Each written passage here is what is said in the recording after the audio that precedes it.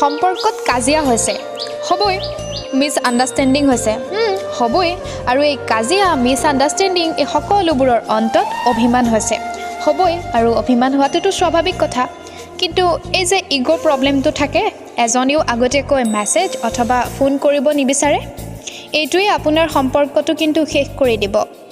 সম্পৰ্কত ইগ' নাৰাখিব।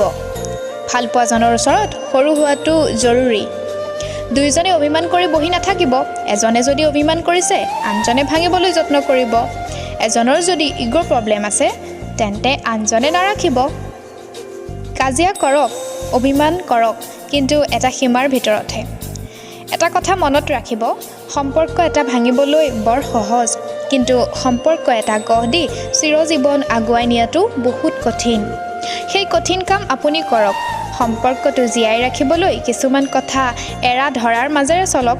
যুঁজ দিয়ক, যাতে বহু বছৰৰ পাছত কোনোবাই লগ পায় আচৰিত হৈ আপোনালোকক একেলগে দেখি কৈ উঠে যে বাহ, ইমানবোৰৰ পাছতো তোমালোক আজিও একেলগে আছা।